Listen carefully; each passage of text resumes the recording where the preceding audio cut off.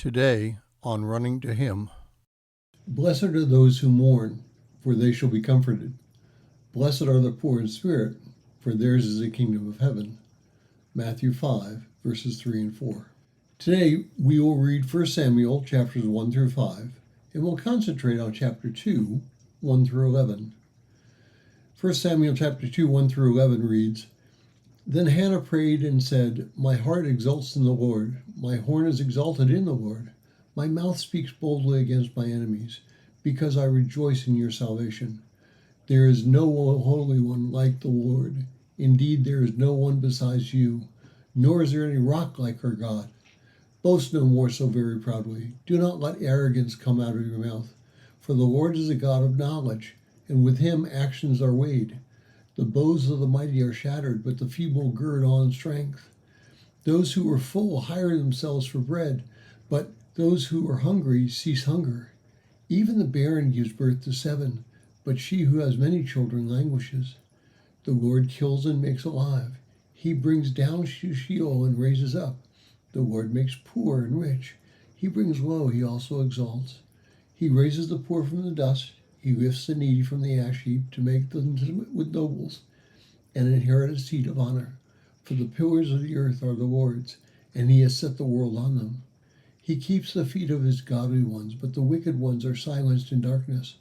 For not by might shall man prevail. Those who contend with the Lord will be shattered. Against him he will thunder in heavens. The Lord will judge to the ends of the earth, and he will give strength to his king, and will exalt the horn of his anointed. And then Elkanah went to his home at Ramah, but the boy ministered to the Lord before Eli the priest. Now Hannah had a problem. She had no children, and her husband, Elkanah, had another wife named Peninnah, who had children. And Peninnah would haunt Hannah, and so naturally Hannah would be depressed. But Hannah had a secret weapon. She had a personal relationship with God. And when she expressed her frustration and desires to God, he gave her a son. So when she presented Samuel to Eli, the high priest, in fulfillment of her vow, she spoke the words that we just read.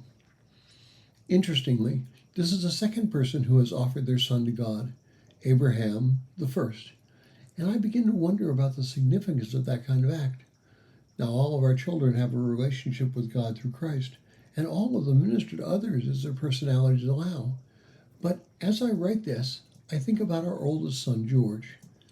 Now, Tony's pregnancy with George was very difficult, and she was advised that we seek an abortion because the medicine she took while she was pregnant and before she knew she was pregnant could produce deformities in the baby. And she and I prayed about it, and one night she had a dream that asked, what if he is the one who will speak for me? And she told me about the dream the following day, and we decided to have the baby. Our son George has impacted many people because of his relationship with Christ. Life is precious, and God promised us, such as in the Beatitudes, that we can trust him to guide us through even the most difficult of times. I don't know if you're suffering or going through a difficult time, but God will help if we reach out to him through the pain we have in our hearts and give that pain to him. Thank you for listening. We pray that today's devotion was meaningful to you. We would love to hear from you. You can use either Facebook or YouTube to like, subscribe, share, and tell others about us. If you would like to contact us, you can reach me at phineasjacobus@runningtohim.net.